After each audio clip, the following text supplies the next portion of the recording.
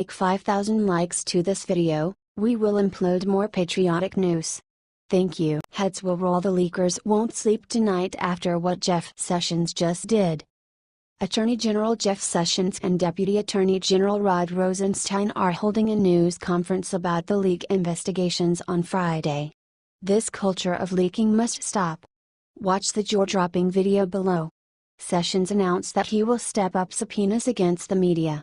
He said he respects the media but says that respect is not unlimited. Sessions said that the Dodge will pursue subpoenas. The second video is more astounding. Watch at the 4:31 mark. I have listened to career investigators and prosecutors about how to most successfully investigate and prosecute these matters, Sessions said via MSN. At their suggestion, one of the things we are doing is reviewing policies affecting media subpoenas. We respect the important role that the press plays and will give them respect, but it is not unlimited. They cannot place lives at risk with impunity. We must balance their role with protecting our national security and the lives of those who serve in our intelligence community, the armed forces, and all law-abiding Americans. He then said that the Department of Justice is open for business. You heard that right here on Liberty Writers, yeah all. The Department of Justice is open for business and they are going to now start going after the media.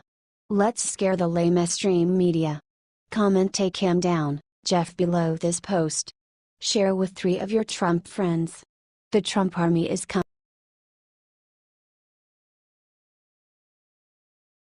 Schumer just betrayed Trump big time, so Trump struck back and took him down.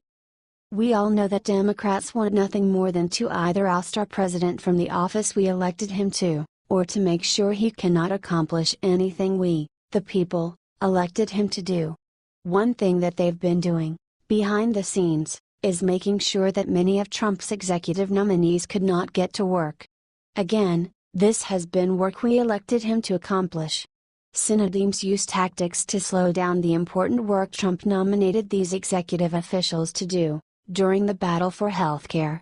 They literally obstructed important work, just as a tantrum.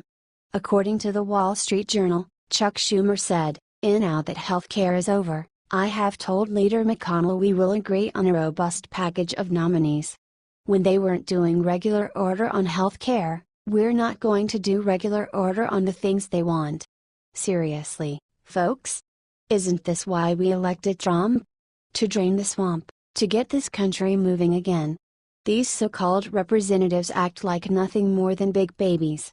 The good news is that these obstructionists finally cleared the way for Trump's good work to begin. 66 were confirmed on Thursday, with more expected. These executive nominees are expected to get Trump's agenda moving forward on very important things such as advancing Trump's plans to overhaul the tax code and ease financial regulations. If you're tired of this crap, please vent by commenting and share to show the real reason Trump hasn't been able to get things done.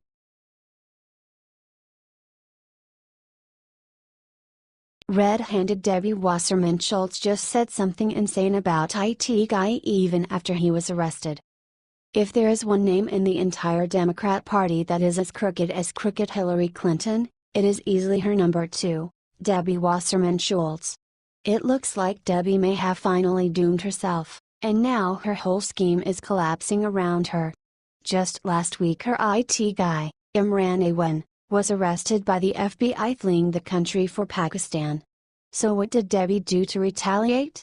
Well, first she fired him, then she did the unthinkable. Debbie Wasserman Schultz said the investigation may be racist and that he wasn't fleeing the country. Wasserman Schultz told the Orlando Sun-Sentinel, I had grave concerns about his due process rights being violated. When their investigation was reviewed with me, I was presented with no evidence of anything that they were being investigated for. And so that, in me, gave me great concern that his due process rights were being violated. That there were racial and ethnic profiling concerns that I had. She even tried to suggest the FBI was lying about him fleeing the country after being caught for financial crimes. He is from Pakistan.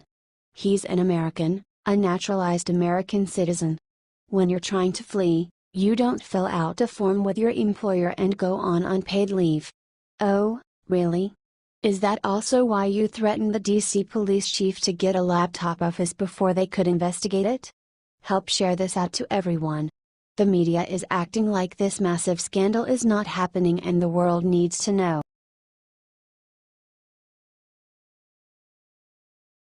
Mutiny right before leaving for vacations, Senate Republicans did something treacherous to Trump. Donald Trump has been trying to keep his promises to the American people. Lord knows he has tried. However, those darn Senate Republicans and Dems have been stopping him up every single time. Well, right before the senators left for another vacation, they managed to slip in one more super nasty hit at President Trump. Republicans are using a loophole so he cannot make any appointments until next month. The senators were led by Republicans' own Lisa Murkowski, who scheduled 9 pro forma sessions for the sole purpose of blocking Trump from appointing cabinet members. A pro forma sessions is a legislative trick where 1 or 2 senators meet for less than 1 minute every 3 days over the break to stop the president from making any recess appointments. The president can make these appointments if the Senate is out for 9 days.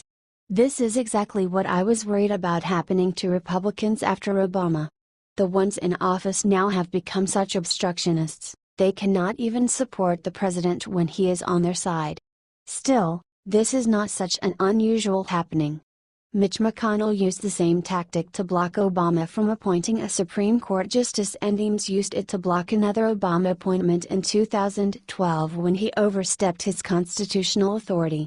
Do you think they should allow Trump to properly replace John Kelly as the head of the Department of Homeland Security? Are you disappointed in the Senate GOP?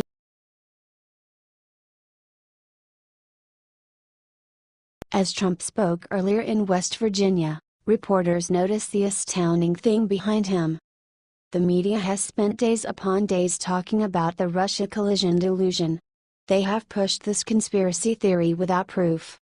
Look, Russia witch hunt in West Virginia, and asked the crowd if they had seen any Russians in West Virginia. Watch what happens in the crowd behind Trump.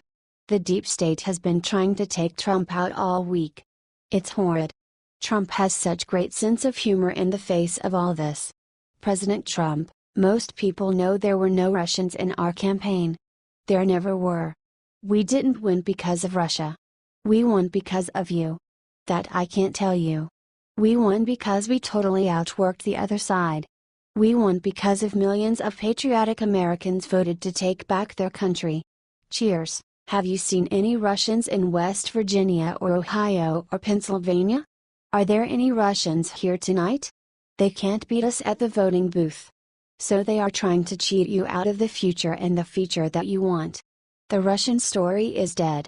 That's why Mueller opened up a grand jury today on unrelated matters. Take a look at what Mike Cernovich said. The Russia story is dead, dead, dead. Spread this story everywhere and Trump that we are still with him. Comment God bless our president below this post. We need to stand up for our president in these trying times.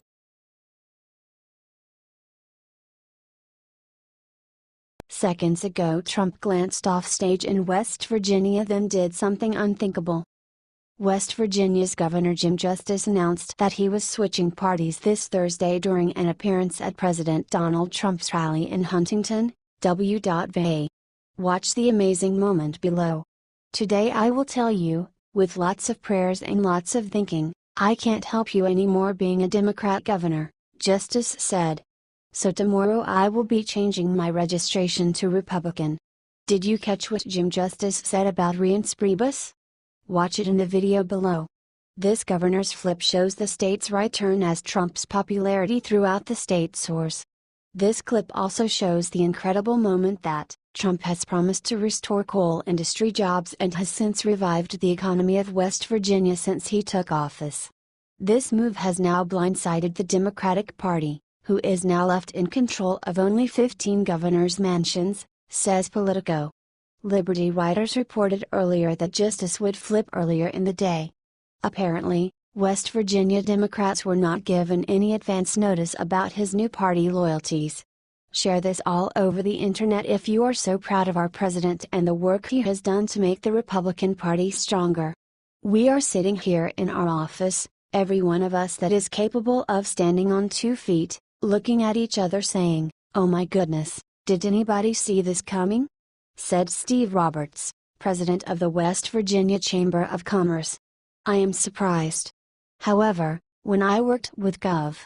Justice during the last session of the legislature, I could plainly see that he is a pragmatist who is trying to get things done and is not driven by ideological or party loyalty. And he has a close connection to the Trump family, and it is my hope that this will further solidify a national attention in favor of policies that will help economic development, job creation and education in West Virginia. Governor Justice has decided to put West Virginia first. Thank God for that. Let's welcome this new governor on board the Trump train.